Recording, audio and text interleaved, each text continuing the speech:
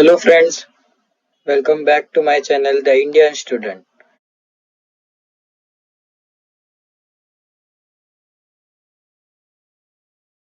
आज है rotational dynamics का पार्ट 12। तो अगर आपको ये पार्ट 12 पसंद आता है तो इसको लाइक करना, शेयर करना और सब्सक्राइब भी कर देना दोस्तों, और कमेंट करना कि कैसा बना वीडियो। और हाँ, अगर आपने मुझे इंस्टाग्राम में फॉलो नहीं किया तो फॉलो कर लीजिए, उसकी लिंक डिस्क्रिप्शन में मैंने दी है। और टेलीग्राम पे ज्वाइन नहीं किया तो टेलीग्राम पे भी ज्वाइन हो जाए, उसकी भी लिंक डिस्क्रिप्शन में है। तो चलो आज का लेक्चर स्टार्ट करते हैं। Topic cover in this lecture. कौन कौन से टॉपिक करेंगे? सबसे पहले मैंने बोला था theorem of parallel axis and it's proof, theorem of perpendicular axis and it's proof और एग्जांपल 1.7 फ्रॉम टेक्स्ट बुक। ये तीन करेंगे।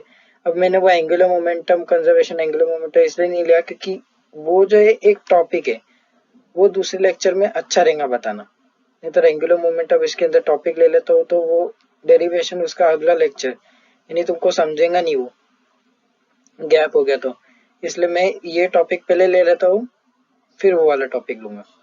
ओके, तो अभी ये इतना पढ़ लेते पहले। सबसे पहले देखते थियरम क्या होता है। Theorem of parallel.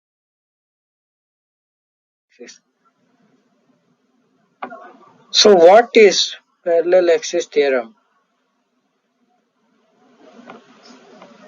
ये देखो, it states that the moment of inertia of an object about any axis is the sum of moment of inertia about an axis parallel to given axis and passing through center of mass and the product of mass of the object and the square of distance between the two axes।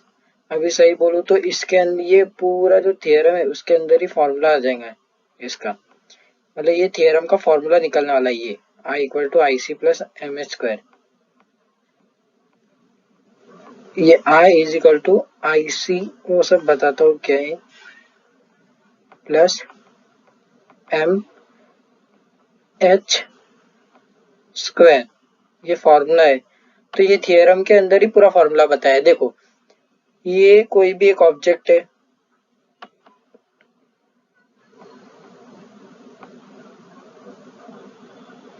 इसकी दो axis बना रहे हैं हम। एक पहली axis ये जो उसके सेंटर ऑफ मास से पास हो रही है, सेंटर ऑफ मास पता है ना, ये देखो ये यूनिफॉर्म है तो इसका सेंटर ऑफ मास कुछ बीचों बीच आ जाएगा। ये एक दूसरी एक्सिस है। ये एक्सिस जो है ये कहाँ पे भी बनाई है, मतलब यहाँ पे भी बना सकते हैं, यहाँ पे भी, मतलब यहाँ पे भी बना सकते हैं, ऐसा कुछ नहीं है। ये एक्सिस कहाँ पे भी लगा सकते हैं, पर एक एक्सिस हमको एक सेंटर ऑफ मास से निकालनी पड़ेगी। तो ये थियरम क्या बोल रहा है, देखो, it states that the moment of inertia of an object about any axis is the sum of moment of inertia about axis parallel to given axis। यानी जो moment of inertia about any axis is the sum of moment of inertia about an axis parallel to given axis। मतलब ये वाली axis की बात चल रही है जो कि पैरेलल है ये एक्सिस को, which is passing through the center of mass, यानी ये वाली देखो, which is passing through the center of mass and the product of mass of the object, यानी ये and the product of mass of the object and square of distance between parallel axis। हम इसको बोल देते हैं late, ये जो distance है उसको हम h मानेंगे अब हमेशा। ये डिस्टेंस जो है हमारा h रहेगा। ये सिर्फ मानना है, नोटेशन है। बाकी r भी ले सकते, q भी ले सकते, जो लेना वो लो, पर अभी हमारे बुक में h दिया तो हमने h ही यूज किया। तो क्या बोलते हैं ये थियरम, रुको वापिस से बताता पूरा, ये कॉम्प्लिकेटेड हो गया हमारा कुछ। क्या बोलता है ये theorem, the moment of inertia of an object about any axis. ये जो moment, let the moment of inertia of an object about any axis का नोटेशन में आई ले लेता हूँ, बराबर, इज यानी sum is equal to sum of moment of inertia, sum of moment of inertia about an axis parallel to given axis, या फिर इतना नहीं बोलना तो ये parallel to given axis passing through the center about, ये यहाँ से पढ़ो, sum of it moment of inertia passing through center of mass and यानी ये जो सेंटर ऑफ मास से पास हो रही है, तो मैंने इसको बोल दिया आईसी। तो let IC be the moment of inertia passing through centre of mass and the product of mass of the object, mass यानी ये m, and the square of distance between the two axis. ये बोला कि ये जो distance between two axis है, let h बोल देता हूँ, तो उसका बोला उसने स्क्वायर। तो देखा ना, पूरा थ्योरम ही फॉर्मूला है इसका। तो आप समझ गया होगा कैसे निकाला ये फॉर्मूला। देखो अब इसकी डायग्राम देखते हैं, डायग्राम से सब समझ जाएगा। तो देखो समझो ये एक रिजिड बॉडी है। हाँ, ये रिजिड बॉडी में दो एक्सिस है, हमने बात कर ली। ये जो एक्सिस है ये सेंटर ऑफ मास से जा रही है। रुको, हाँ ये जो एक्सिस है ये देखो, ये सेंटर ऑफ मास से जा रही है। और दूसरी जो हमारी एक्सिस रहेंगी,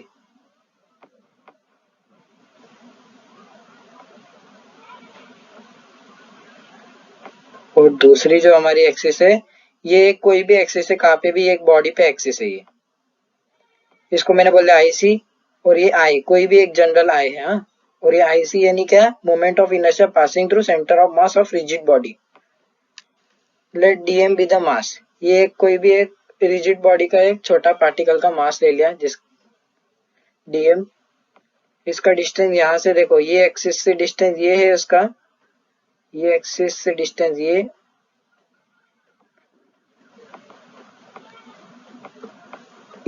एक्सिस से डिस्टेंस उसका ये है, और ये वाली एक्सिस से डिस्टेंस उसका ये है। समझा? यानी केस कुछ अलग अलग बताता हूँ कि ये जो है ये आईसी है समझो, तो ये उसका डिस्टेंस है ऑब्जेक्ट और एक्सिस से, और ये एक आई है, ये आई है, और ये आईसी है।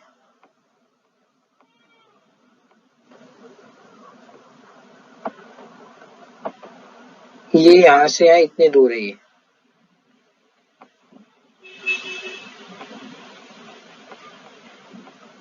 ये देखो डिस्टेंस आर। अभी बताया था ना मैंने कि एक्सिस से हमें कोई भी डिस्टेंस लेना हो, जब भी कोई बॉडी रोटेट करे तो हम डिस्टेंस कहाँ से लेते हैं, उसका एक्सिस से ही। तो ये देखो, तो हमें जरूरी नहीं कि आर ही लेना है, मैंने इस बार इसको कंसिडर किया कि ये जो है इतना से इतना डिस्टेंस आर है, और इतना से इतना डिस्टेंस कितना होगा अभी बताते हैं, रुको। तो ये डिस्टेंस तो पता है। अब ये डिस्टेंस मैंने तुमको बताया था कि distance between to parallel axis को हम हमेशा भी एच लेंगे। यानी अब तुमको पता चल गया कि ये कितना डिस्टेंस हो गया, ये हो गया कुछ आर प्लस एच। कैसे निकला, ये आर डिस्टेंस आपको पता है, ये मैंने मान लिया कि ये जो सेंटर ऑफ मास है एक्सिस, और ये जो मास है ऑब्जेक्ट है, इसके बीच का डिस्टेंस आर है, और ये distance between to parallel axis H बोला। तो ये पूरा मिलके कितना हो गया, आर प्लस एच, यानी इसका डिस्टेंस आर प्लस एच है। देखो अभी बताए थे, ये देखो ये एच है इतना डिस्टेंस, ये एच कितना डिस्टेंस है, इतना है बस, ये सिर्फ इतना डिस्टेंस है पैरेलल एक्सिस के बीच का।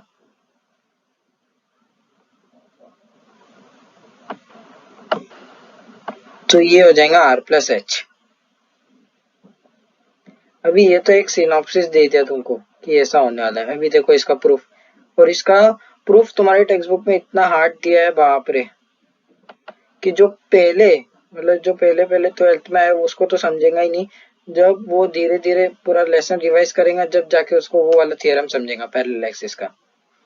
अब देखो मेरा वाला थियरम देखो, वो पसंद आता कि नहीं बोलना कमेंट में। चलो स्टार्ट करते हैं अभी।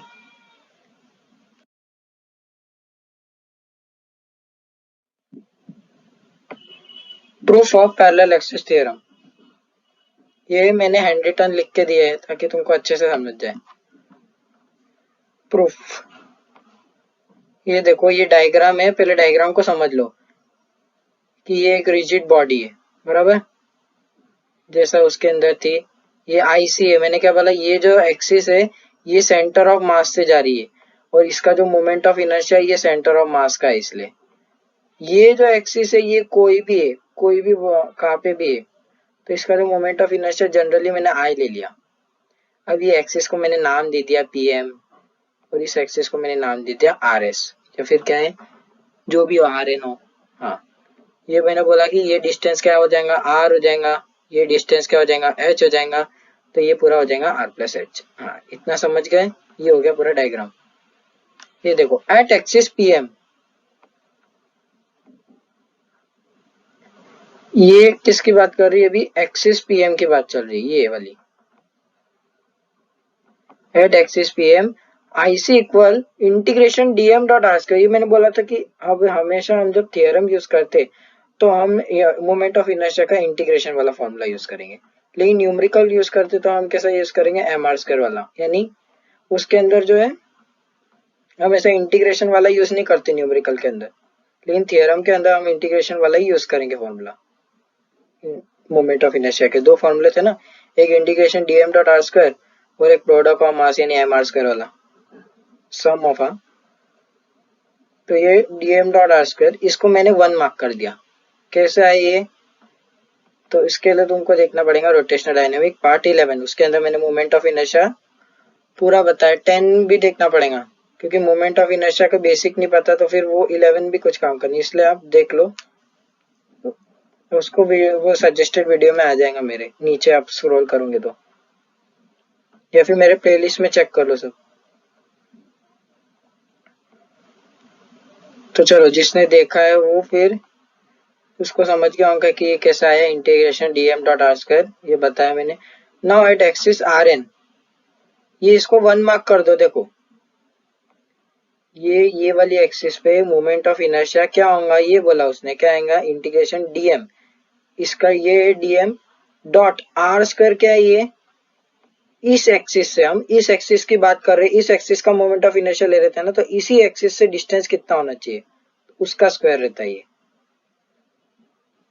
अब इसकी बात करेंगे आर एन की, तो जब आर एन की बात करेंगे तो डिस्टेंस भी चेंज हो जाएगा।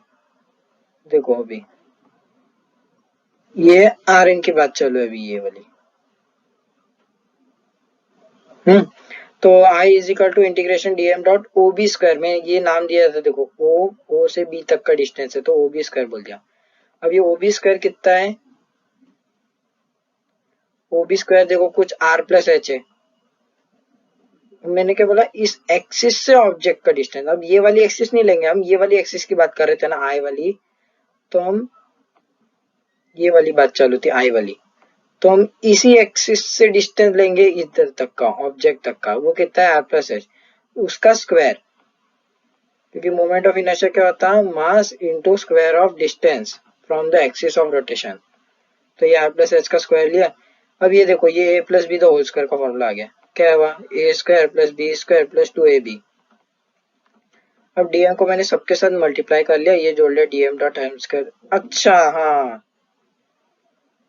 अगर किसका मैच नहीं है तो ये देख लो कि अगर तुमको ऐसा कोई सवाल मिल जाता है कि x plus Y plus Z, ऐसा कोई इक्वेशन है इंटीग्रेशन में, integration of bracket x plus Y plus Z, तो इनको क्या करना है, कुछ नहीं करना है, ये एक टर्म लिखना है इंटीग्रेशन में, फिर प्लस करना है, फिर दूसरा टर्म लिखना है इंटीग्रेशन में, फिर प्लस करना है, और फिर तीसरा टर्म लिखना है। समझा क्या है, ये integration of bracket x plus Y plus Z को कैसा खोला मैंने, पहले इसको इंटीग्रेट करो, प्लस इसको इंटीग्रेट करो, प्लस इसको इंटीग्रेट करो। अगर नहीं समझा तो देखो वापस से,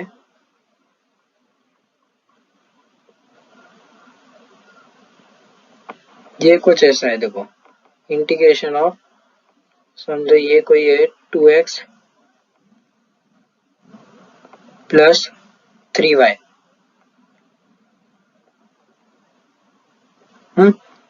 तो इसका क्या आएगा, इसको पहले इंटीग्रेट करो 2x को,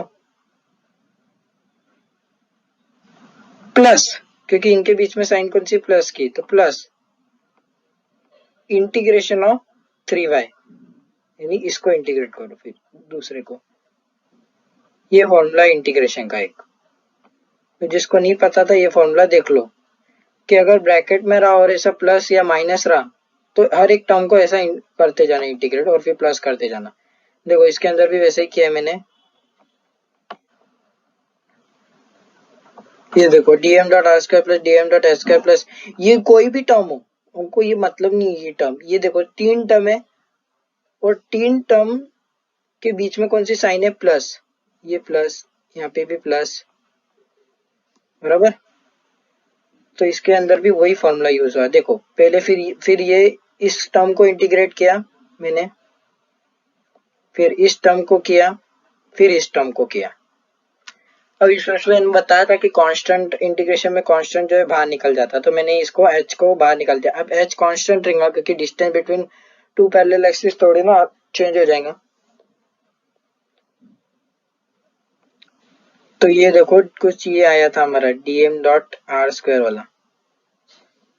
तो ये dm डॉट आर स्क्वायर क्या है, अभी तो हमने निकाला कि integration dm dot R square किसके बराबर है, आईसी के। तो ये मैंने वैल्यू डाल दी आईसी। अब एच स्क्वायर कॉन्स्टेंट था, डीएम का इंटीग्रेशन यानी क्या, अब मैंने 10 हिस्से करोगे और 10 हिस्सों को वापस से जोड़ लोगे तो रॉड ही मिलेंगी ना, थोड़ी ना कुछ दूसरा मिलेगा। तो वैसे ही कि हर एक डीएम हर एक पार्टिकल के डीएम को जोड़ के एक पूरा एम मिल जाएगा। तो वैसे ही हमको पूरा एक एम मिल गया। ये देखो डीएम था, पूरे डीएम जब हम जोड़ दिए पूरे रिजिड बॉडी के तो हमको पूरा एक मास मिल जाएगा। इंटीग्रेट करना क्या, सम ही करना, इन सबका सम कर दिया तो हमको एक मास मिलने वाला है, सिंपल है। तो एम स्क्वायर आया।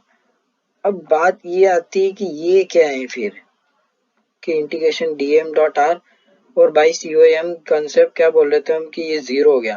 तो हाँ भाई ये जीरो हो जाएगा, क्योंकि अगर तुमने सेंटर ऑफ मास का कंसेप्ट 11th में नहीं पढ़ा तो बहुत बड़ा काम छोड़ दिया तुमने, बड़ा टॉपिक। ये देखो अब ये फॉर्मूला बन गया एक कुछ सेंटर ऑफ मास का। अगर इसको मैं m से मल्टीप्लाई करूँ, m से डिवाइड करूँ तो लॉजिकली टेक्निकली तो कुछ फर्क नहीं पड़ रहा, पर लॉजिकली देखो ये फॉर्मूला बन गया सेंटर ऑफ मास का। और सेंटर ऑफ मास, अगर कोई ऑब्जेक्ट सेंटर ऑफ ओरिजिन पे ही है तो उसका integration DM dot R upon M क्या आ जाता था, जीरो। ये by centre of mass concept से। या फिर अगर याद रख लो कि integration DM dot R upon में M is equal to zero, कब, जब ओरिजिन से गिनेंगे हम। और सेंटर ऑफ मास जब एक्सिस से आर का डिस्टेंस बोल रहे, हमारी जो ये वाली एक्सिस है वही ओरिजिन हो गई। तो ये भी ऐसा जीरो आ गया। तो आई हमारा देखो फॉर्मूला आ गया। तो I is equal to I C plus M H square. समझ गया होगा।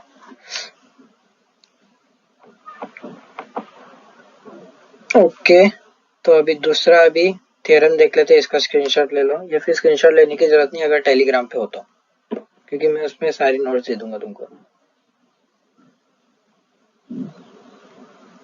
चलो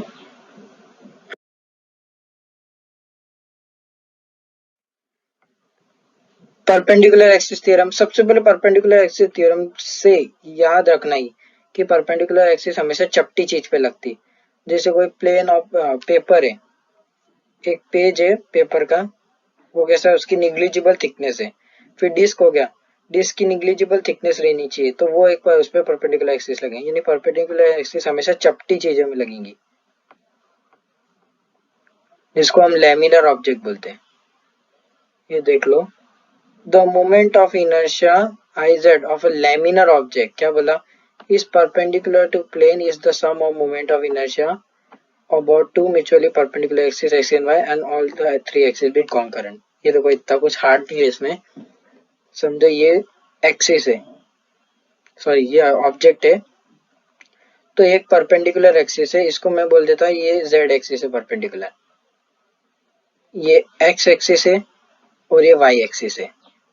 तो ये क्या बोल रहा है कि the moment of inertia iz about any axis perpendicular to plane is the sum of, यानी ये जो मोमेंट ऑफ इनर्शिया रहेगा इस परपेंडिकुलर का iz is the sum of moment of inertia of two mutually perpendicular axis x and y। यानी क्या, moment of inertia of x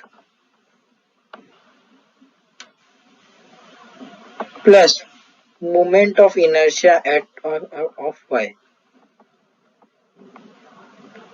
तो क्या बोला था, moment of inertia of perpendicular to plane, मतलब ऐसा मोमेंट ऑफ इनर्शिया जो plane के परपेंडिकुलर है वो दो सम के बराबर होता है। एक तो एक्स एक्सिस के बराबर मोमेंट ऑफ इनर्शिया रहना चाहिए और वाई एक्सिस के बराबर मोमेंट ऑफ इनर्शिया, यानी I Z is equal to I X plus I Y. तो ये था उसका प्रूफ, सॉरी थियरम का मतलब। अब हम ये प्रूफ करेंगे कि I Z I X plus I Y के कैसे बराबर है।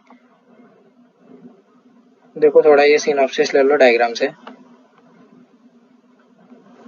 ये डायग्राम तुम्हारी बुक की है, इसमें यहाँ पे जो है मास है, देखो यहाँ से यहाँ देखो ये डिस्टेंस x हो जाएगा, ये डिस्टेंस y हो जाएगा। वो को अपनी डायग्राम नहीं समझाते क्योंकि इसने पैरेललोग्राम जैसा बनाया है स्ट्रक्चर, इसको 3D देखेंगे जब भी समझता है, इसलिए ये डायग्राम बराबर से नहीं समझेंगे तुमको। अगले इस लेक्चर अभी अगले स्लाइड में समझाते हैं।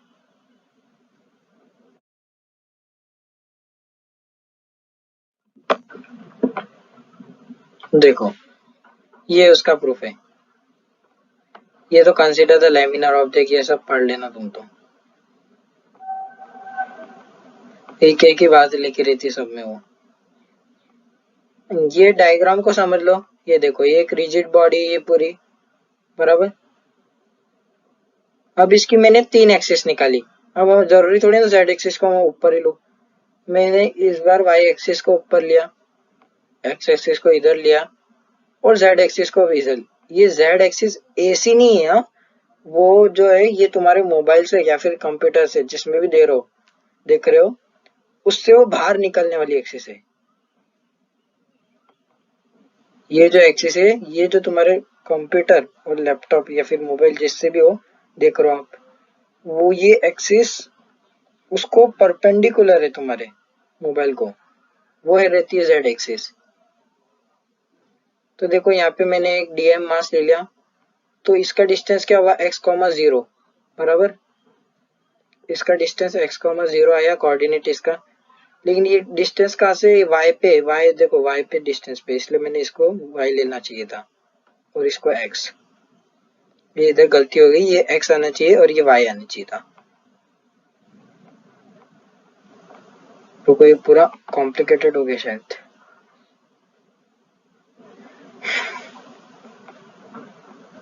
इस x की जगह यहाँ पे y लिख लो और यहाँ पे y की जगह x, ये कोऑर्डिनेट्स है, y का ऑर्डिनेट है x,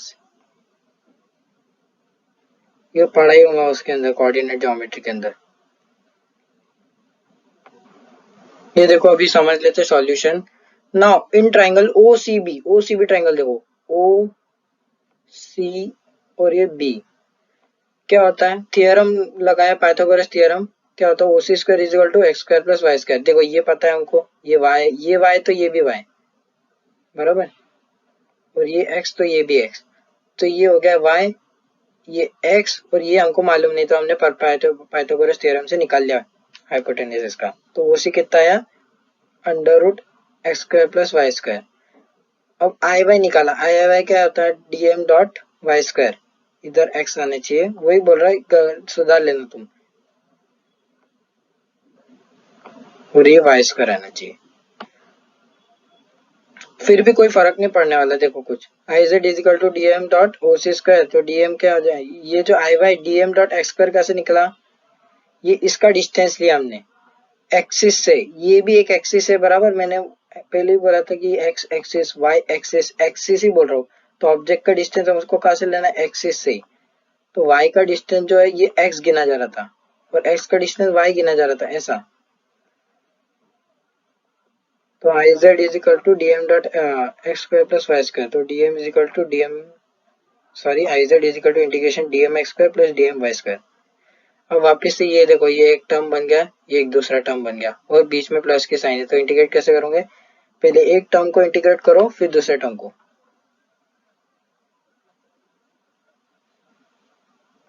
तो सेम वैसा ही किया, देखो एक टर्म को इंटीग्रेट किया फिर दूसरे को किया। अब देखो DM integration DM dot I square किसके बराबर था, ये आई एक्स के, और आई वाई किसके बराबर था, integration DM dot Y square के। तो ये आ गया I Z is equal to I X plus I Y. ये तो प्रूफ इतना सिंपल था परपेंडिकुलर का, सब कुछ दिया था, बस पाइथागोरस थ्योरम लगाना था।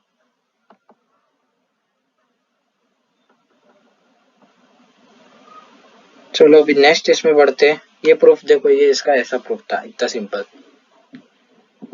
और तुम टेक्स्ट बुक खोल के अपना पैरेलल एक्सिस थ्योरम का प्रूफ देखना और मेरा प्रूफ देखना कि कैसा निकला। तुम्हारे टेक्स्ट बुक में कुछ पैरेलल एक्सिस का ऐसा बता दिया था, ये ऑब्जेक्ट है, ये एक्सिस है, मान तो ये बराबर है, बट यहाँ डीएम नहीं लेना चाहिए था उनको मेरे हिसाब से। फिर वो कि उन्होंने फिर ऐसा परपेंडिकुलर निकाला, फिर यहाँ पे एक एक्सिस है, यहाँ से एक खींचा, फिर ये परपेंडिकुलर बोला। ये इतना कॉम्प्लिकेटेड होने से अच्छा मैंने क्या लिया, इसको 180 डिग्री पे डीएम ले लिया था। देखो ये जो है ये एक्सिस, दूसरी एक्सिस, और यहाँ पे डीएम ले लिया ताकि ये लाइन के अंदर ही आ जाए, और बराबर हमारा फॉर्मूला आ गया था फिर।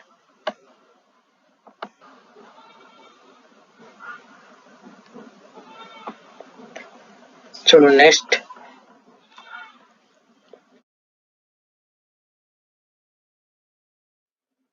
A flywheel is a mechanical device। इसमें देखो ये जो सवाल है ना, ये हार्ड है थोड़ा। इसका काइनेटिक एनर्जी वाला तो हार्ड नहीं है, सिंपल है। पर ये जो calculate the moment of inertia in case it is rotate about the tangent in its plane, ये थोड़ा हार्ड है। तो देखो समझते। Flywheel is the mechanical device specifically designed to efficiently store rotational energy for a particular machine. It is in form of uniform 20 kg disc of diameter 50 cm, able to rotate about its own axis. Calculates its kinetic energy when rotated at 1200 rpm. To use pi square equal 10 ऐसा बोला है इसने। Calculates its moment of inertia in case it is rotated about tangent in its plane। ये देख लो, और तुम्हारी अब text book खोल के रख लो क्योंकि मैं अभी आगे बढ़ाऊंगा। तो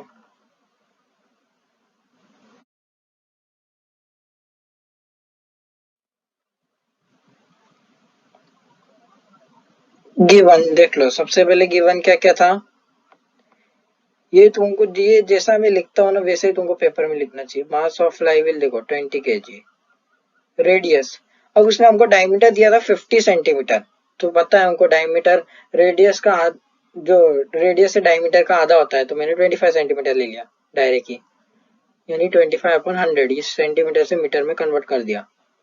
अब फ्रीक्वेंसी, ये आरपीएम क्या है, मैंने बोला भी आरपीएम जब तुमको दिखता है तो फ्रीक्वेंसी होती है। मैंने बेसिक कंसेप्ट क्लियर किया है पार्ट 1 के अंदर ही रोटेशनल डायनामिक्स, अगर आपने नहीं देखा तो देख लेना मेरे प्लेलिस्ट में जाके।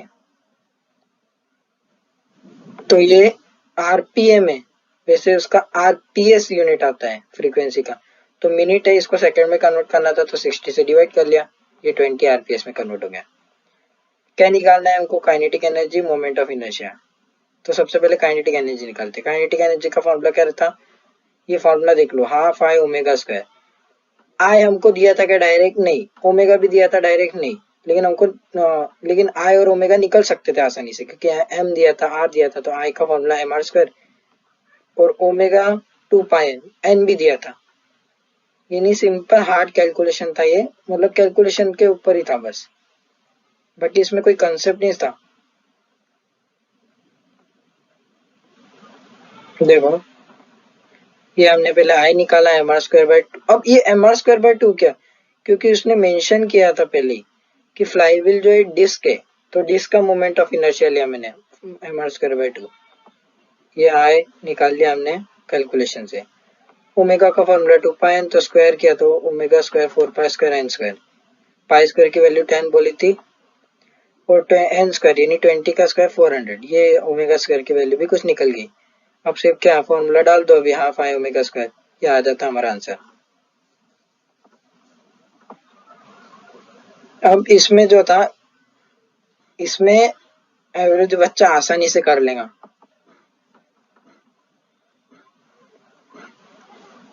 क्योंकि ये सवाल में दम ही नहीं था कुछ। आई भी पता था, मतलब निकालना था सब कुछ, आई निकाल दो, ओमेगा निकाल दो, फिर फॉर्मूला लगा दो बस। हाँ, पर ये जो इसके बाद का है थोड़ा ट्रिकी है बस। ज्यादा भी नहीं, देखते क्या है उसका। To calculate moment of inertia about tangent in इस प्लेन।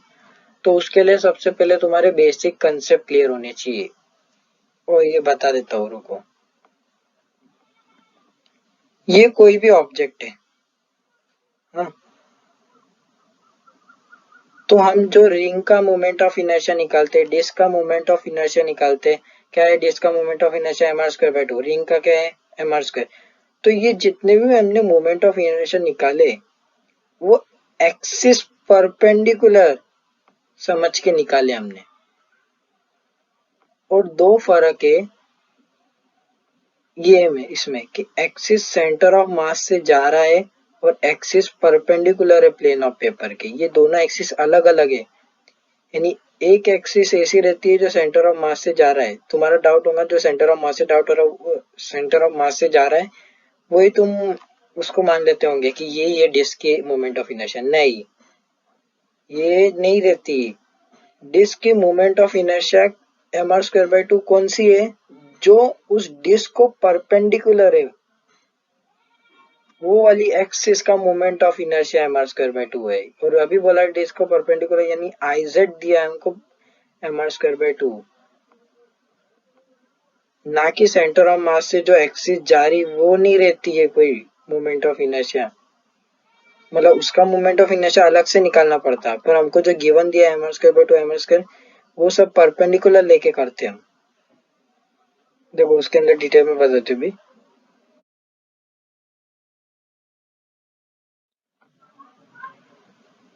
ये रहा,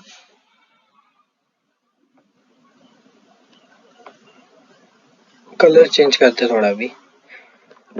ये देखो मैंने क्लियर किया, ये जो मैंने बनाया ना ये तुमको पता होगा क्या होता है। यानी ये जो है मोबाइल या मोबाइल लैपटॉप कंप्यूटर से बाहर निकल रही है एक्सिस, यानी ये परपेंडिकुलर एक्सिस है। यानी अगर ये डिस्क है तो ये जो परपेंडिकुलर एक्सिस है, इस परपेंडिकुलर एक्सिस में मोमेंट ऑफ इनर्शिया मुझे पूछा तो मैं बोल दूंगा M R square by two. पर अगर कोई मुझे ये बोलता है कि ये जो है ये एक्सिस इस सेंटर ऑफ मास से जा रही है, तो इसका जो moment of inertia M R square by two नहीं, इसका अलग आएगा। देखो तो we know that I Z क्या है M R square by two. I Z क्यों बोला मैंने, परपेंडिकुलर है, अभी हमने देखा I Z equal I X plus I Y के बराबर होता। यानी जो परपेंडिकुलर एक्सिस है वो दो म्यूचुअल परपेंडिकुलर एक्सिस के बराबर होती है एक्स और वाई। तो डिस्क देखो there disc is uniform therefore I X equal I Y. ये समझा क्या, लाइन नहीं समझाऊंगा रुको। डिस्क इज यूनिफॉर्म, इसका मतलब क्या, हम कभी भी कोई भी बॉडी, हमने जो परपेंडिकुलर एक्सिस थ्योरम अभी किया तो उसके अंदर जो हमने बॉडी ली वो कुछ ऐसी ली थी, बराबर, और ये एक्सिस दूसरी तीसरी। तो यहाँ पे हमने जो बॉडी ली तो ये जो एक्सिस इसकी अलग, इसका जो डिस्टेंस है वो अलग आ रहा है, ये एक्सिस का डिस्टेंस अलग आ रहा है, ये वाली डिस्टेंस का एक्सिस, क्योंकि ये जो बॉडी है ये नॉन यूनिफॉर्म है। पर अब अगर कोई मैं यूनिफॉर्म बॉडी ले लूं, समझो सर्कल ले लिया मैंने, तो सर्कल की ये वाली एक्सिस और ये वाली एक्सिस का यहाँ से यहाँ तक का डिस्टेंस पूरा सेम रहेगा, क्योंकि सर्कल का देखो, सर्कल क्या है यूनिफॉर्म है ना, और ये भी डायमीटर है और ये भी डायमीटर है और ये एक्सिस भी है। तो ये दोनों एक्सिस का जो मोमेंट ऑफ इनर्शिया भी रहेगा सेम रहेगा, क्योंकि यहाँ से यहाँ डिस्टेंस भी सेम है, यहाँ से यहाँ डिस्टेंस भी सेम है। और मोमेंट ऑफ इनर्शिया किसके ऊपर डिपेंड है, डिस्टेंस के ऊपर। इसलिए ये जो है आई एक्स आई वाई के बराबर है। क्यों आई एक्स आई वाई के बराबर है, क्योंकि अब डिस्क यूनिफॉर्म है और यूनिफॉर्म के अंदर डिस्टेंस सेम हो जाता है। और आई एक्स का फॉर्मूला क्या था, integration D M dot X square. तो एक्स स्क्वायर वाई स्क्वायर के बराबर है या फिर वाई स्क्वायर एक्स स्क्वायर के बराबर है, ऐसा बोल सकते हैं। तो इसलिए I X equal I Y हो गया। तो देखो I X equal I X plus I Y लिखा, तो आई हमने I X plus I Y from one, ये वन मार्क कर दिया था इसको मैंने। तो two I X is equal to M R square by two, I X is equal to M R square by four. ये तो वही सिर्फ हमारा M R square by four निकला है। अब ये M R square by four क्या है, ये इसका है, ये एक्स एक्सिस का बोला था, ये अभी हमारा M R square by four बोला। तो अभी तुमको किसने पूछा परपेंडिकुलर एक्सिस है और उसका डिस्क पे बताओ मोमेंट ऑफ इनर्शिया। डिस्क पे कोई परपेंडिकुलर एक्सिस है, उसका मोमेंट ऑफ इनर्शिया mr²/2। और ऐसा बोला कि डिस्क पे एक एक्सिस है जो सेंटर ऑफ मास से जा रही है, उसका बताओ मोमेंट ऑफ इनर्शिया, तो उसका आता है mr²/4। अभी निकाला हमने। This axis is passing through centre of mass of disc, देखो मैंने बोला भी है, this axis is passing through centre of mass of the disc. और अब हमको क्या निकालना था, ये वाली एक्सिस जो टेंजेंट है। तो देखो ये वाली एक्सिस है और दूसरी ये वाली एक्सिस है, और ये वाली एक्सिस एक दूसरे को पैरेलल है। और ये वाला डिस्टेंस देखो मैंने लिख भी दिया है h। तो अब तुमको समझ गया हूँ कि मैंने कौन सा थियरम यूज करना चाहता हूँ मैं भी। तो बहुत लोगों को समझ गया हूँ, by using parallel axis theorem. I किसके बराबर है, I C plus M square. तो आई हमको निकालना है जो कि टेंजेंट है, आई सी जो कि सेंटर ऑफ मास से जा रहा है, मतलब एम आर स्क्वायर। और एच एच स्क्वायर के जगह आर स्क्वायर कैसे लिखा, देखो ये डिस्टेंस देखो आर के बराबर है, ये सेंटर है, ये सेंटर से इतना दूर आर ही है ना, क्योंकि डिस्क तो यूनिफॉर्म है पूरी।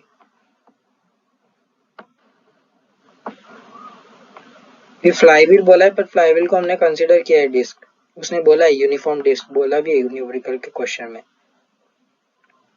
तो ये कैलकुलेशन से आए हमारा 5/4 एम आर स्क्वायर आ जाता। पर हमको ये निकालना नहीं है, हमको कोई थियरम नहीं निकालना था कि 5/4 एम आर स्क्वायर करके छोड़ दिया, हमको उसको कैलकुलेट करना है। तो ये m की वैल्यू हमने डाल दी, r की वैल्यू डाल दी, और ये आंसर आ गया हमारा 1.5625 kg मीटर स्क्वायर।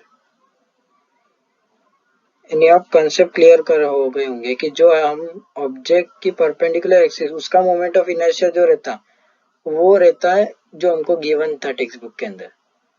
और जो सेंटर ऑफ मास से जो पास होता है उसकी हमको निकालनी पड़ती, कैसे, I Z equal I X plus I Y से। अगर यूनिफॉर्म हो तो, नॉन यूनिफॉर्म हो तो भी उनमें से एक एक्सिस का मोमेंट ऑफ इनर्शिया दे देगा वो।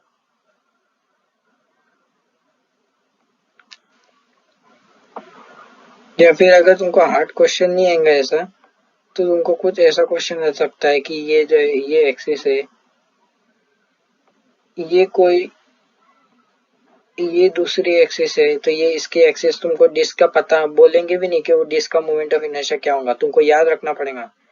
ये एक्सिस का बोले डिस्क मोमेंट ऑफ इनर्शिया बताओ ये वाली, तो तुमको पहले पता रहना चाहिए कि आई सी मोमेंट ऑफ इनर्शिया इसका क्या होगा, डिस्क का mr²/4। फिर जाके तुम निकाल पाओगे वो, ऐसा भी बोल सकते हो डायरेक्ट। इसलिए तुमको ये सब फॉर्मूले याद रहने चाहिए कि ये सेंटर ऑफ मास से गया है तो कितना मोमेंट ऑफ इनर्शिया, परपेंडिकुलर है तो कितना मोमेंट ऑफ इनर्शिया, या फिर डेरिवेशन करते आना चाहिए, दोनों में से कोई भी एक। तो चलो आज के पूरे तीनों टॉपिक खत्म हो गए। तो अगर आपको ये लेक्चर पसंद आया तो इसको लाइक करना, शेयर करना और सब्सक्राइब भी कर देना। वो कमेंट करना कि अब कैसा बना है लेक्चर। और टेलीग्राम पे ज्वाइन हो जाओ, क्योंकि ये आपको फ्री में नोट्स मिल जाएंगी सारी। बाकी आपकी मर्जी। ओके, मैं यहाँ पे लेक्चर एंड कर रहा हूँ। Okay bye.